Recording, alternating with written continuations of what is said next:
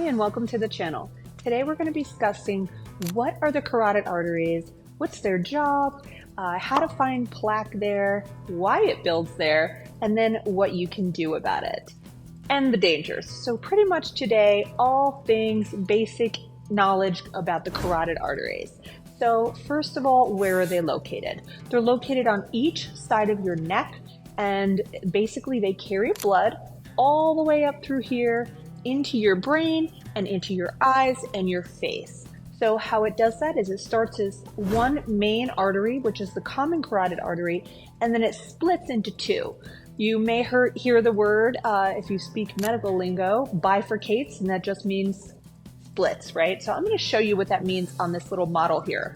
Now this is let me see if I can pull this off. This is a plaque-filled model, so you don't really have to pay too much mind to that part. Let me unscrew this.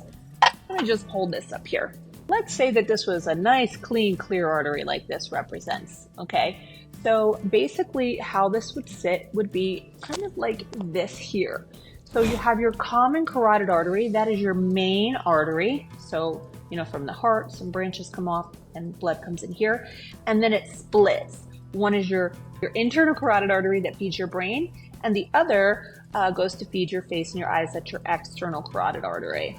So this right here is known as where it splits off, or bifurcation. And just like a main road splits off into two, right?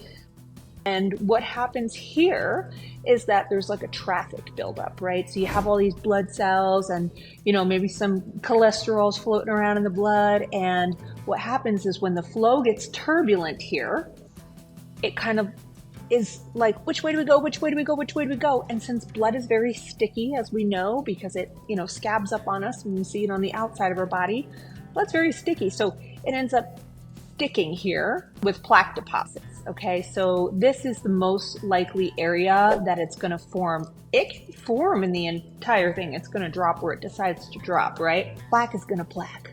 But mainly that's a culprit area for sure. Now, this is also why in the coronary arteries leading to your heart, that's also why plaque deposits. And I have a heart model that I can show you. So here's the heart model that I can show you. And as you can see, these vessels have this one big straight vessel and then a lot of little, bifurcations, little split offs. And because of that and the turbulent flow, that's why usually the first place that soft plaque will build up is here. However, if you've had the calcium score test, unfortunately, it's not going to catch soft plaque. It's only going to catch hard plaque here. The only way you could see soft plaque is typically with an angiogram, which a doctor isn't going to order unless you have, let's say, over a 300 calcium score or something severe. And even then, they might not order it unless you also have extreme medical symptoms or other cofactors, like you've had a bad result from a stress test or a complicated family health history with heart attack and stroke. At that point, they might do the angiogram, but if not, you're just going to detect hard plaque here. So that's where the carotid artery ultrasound comes in, because with the carotid artery ultrasound, we can see soft plaque, mixed plaque, and hard plaque. So what is soft plaque, mixed plaque, and hard plaque? Well, it's all the same, it's just got different life stages. So at first, plaque deposits and it's very soft, it's very glistening, very almost clear, translucent. They might call it echolucent. And then as the body's immunity response kicks in, it's going to start dropping some calcium deposits on there, and then we start to get it what's called mixed. So it's on its way to being fully calcified, but it's not there yet. It could be a 5 to 10 year process, and for some people, it never happens where it becomes fully calcified. And then the third stage would be the calcified plaque or hard plaque. Now, there are different thoughts of when the plaque is the least stable, but I think most people would agree the most dangerous time is when that plaque is soft, because it's more likely to break off and cause a stroke or a heart attack. However, there are schools of thought saying it's also dangerous all the way up to the end. And if it's causing a significant blockage, of course it's going to be dangerous either way, because we need blood flow to get to our brain, our heart, our eyes, our face, and our fingers and toes, just everywhere. So we want to make sure that there's not a significant blockage specifically to our brain and our heart. So what tests can you have to detect soft plaque in these carotid arteries and mixed and hard plaque? Well, that would be two tests. One is the CIMT test. So the CIMT test you may have heard about. It's a pretty sought after test and hard to find. I can tell you where you can schedule that with us later. But what that does is that's just looking at this part of the wall here. I'm going to show you a clear part of the wall and then I'll show you where it's taken from. So this is kind of more like what the clear part of the wall looks like, but we actually take the measurement from here at the right before that bifurcation. Just happens to be where you can consistently get the most accurate measurement, so that's where it's taken from. And the Mayo Clinic did a study over 10 years and 100,000 participants, and it was 98% accurate in predicting heart attack and stroke. So that doesn't mean 98% of participants had a heart attack and stroke. It would also imply that those with a good score didn't have those cardiovascular events. So that's the CIMT test. We're just measuring a small area right here. It's like a centimeter, and basically you're just measuring the thickness of this wall, and it kind of gives you an indication of what your stroke risk level is, low, moderate, or high risk. Now, the good thing about this test, the super amazing thing about this test is if you catch it here, it could be reversible. So that's the main reason for the CIMT test.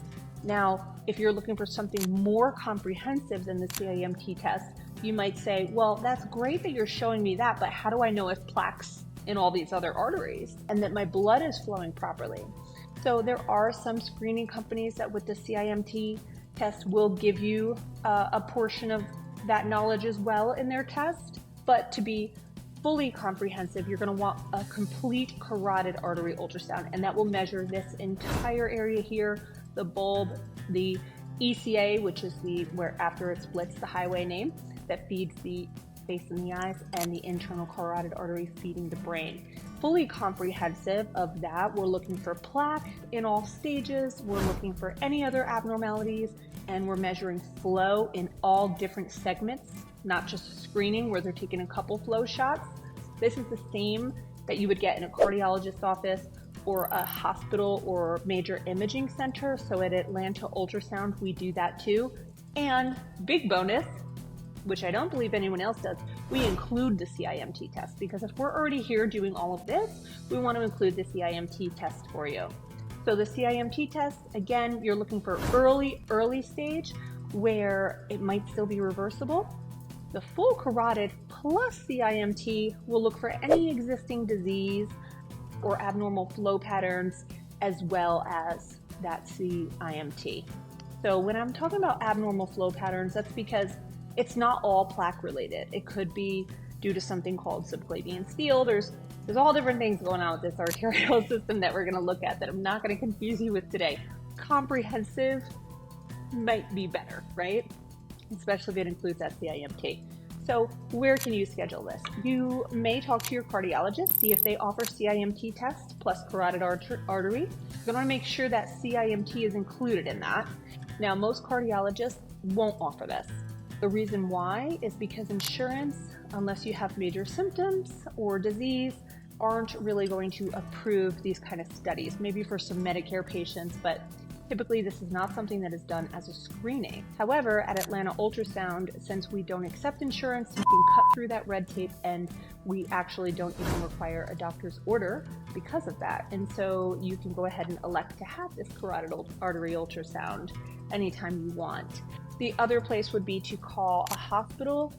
They're never going to offer CIMT tests, at least at this time in 2024, because insurance, since it's just preventive and screening and reversible, and it doesn't have to do with symptoms, they don't approve it anywhere. So because of that, hospitals and doctors aren't going to pay for the additional training of staff and for the additional software that you would need on a system in order to perform this test.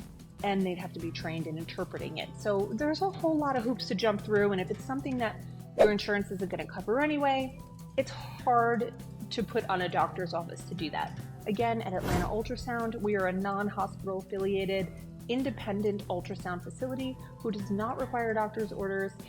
or accept insurance, so you can cut through the red tape. We do carotid ultrasounds, we do heart echocardiograms, and any other ultrasound of the body, really. So, if you're looking to get a pancreas screening, liver elastography, just a number of things, we can help you with that. So if you're interested in scheduling something for your heart or your arteries and you want to be super preventive and avoid stroke and heart attack, just find us at www.atlantaultrasound.com. We hope to serve you, and we look forward to seeing you in the next video. Have a great day.